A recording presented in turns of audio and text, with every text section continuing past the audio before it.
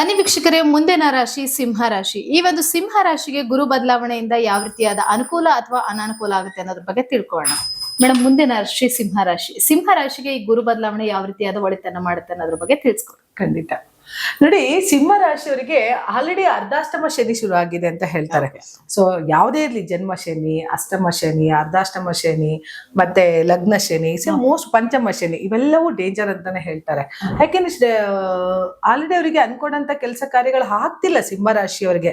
ಮೊದ್ಲೇ ಸಿಂಹ ರಾಶಿಯವರು ತುಂಬಾ ಒಂಥರ ಪ್ರೆಸೆಂಟ್ ಲೈಫ್ ಅಲ್ಲಿ ಬದುಕುವಂತರು.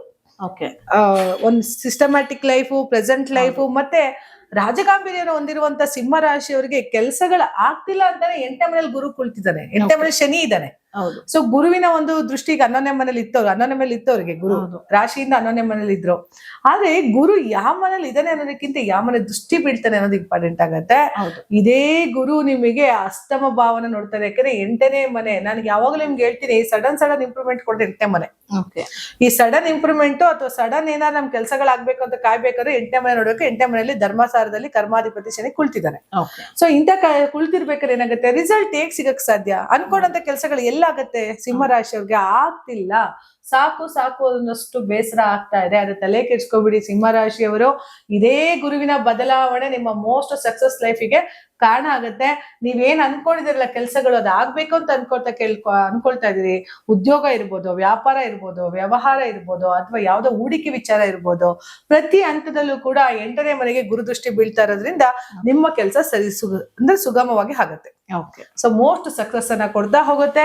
ಯಾಕೆ ಅಂತಂದ್ರೆ 8ನೇ ಮನೆ ನೋಡ್ತಾ ಇದ್ದಾನೆ, ಸುಖಸ್ಥಾನ ಚತುರ್ಥಾನ ನೋಡ್ತಾ ಇದ್ದಾನೆ, 4ನೇ ಮನೆ ಅಧಿಪತಿ ನೋಡ್ತಾ ಇದ್ದಾನೆ ಅಂತ ಅಂದ್ರೆ ನೋಡಿ, ಒಂದು ಮನೆ ಕಟ್ಟಬೇಕು ಅನ್ನೋ ವಿಚಾರ ಅಂತ ಇದ್ದಾಗ, ಅಥವಾ ಒಂದು ಸೈಟ್ ಪರ್ಚೇಸ್ ಮಾಡ್ಬೇಕು ಅಂದಾಗ ಕಂಪ್ಲೀಟ್ ಆಗಿ ಒಂದು ಶುಭ ಸಮಾರಂಭ ಆಗುತ್ತೆ 4ನೇ ಮನೆಯಲ್ಲಿ ಇದ್ದಾಗ.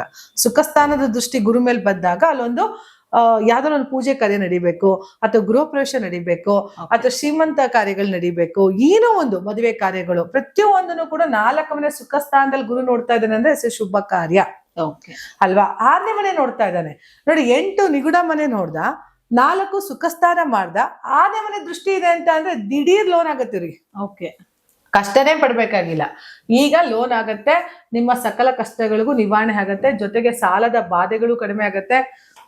ನೋಡಿ, ಕೆಲವರು ಸಾಲ ತಗೊಳಕ್ ತುಂಬಾ ಕಷ್ಟ ಪಡ್ತಾರೆ, ಕೆಲವು ಸಾಲ ಈಸಿಯಾಗಿ ಸಿಗುತ್ತೆ.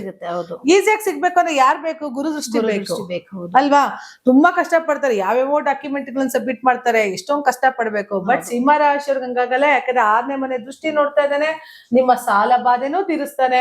ಜೊತೆಗೆ ನಿಮ್ಗೆ ಲೋನ್ ಆಗ್ಬೇಕಾಗಿರೋದನ್ನ ಆದಷ್ಟು ಬೇಗ ಕೊಟ್ಟು ನಿಮ್ ಮಾಡ್ಬೇಕಾಗಿರುವಂತ ಎಲ್ಲಾ ಕೆಲಸ ಕಾರ್ಯಗಳನ್ನ ಪರಿಪೂರ್ಣತೆ ಮಾಡ್ತಾನೆ. ಯಾಕಂದ್ರೆ ಸುಖಸ್ಥಾನದಲ್ಲಿ ಗುರು ನೋಡ್ತಾ ಇದ್ದಾನೆ.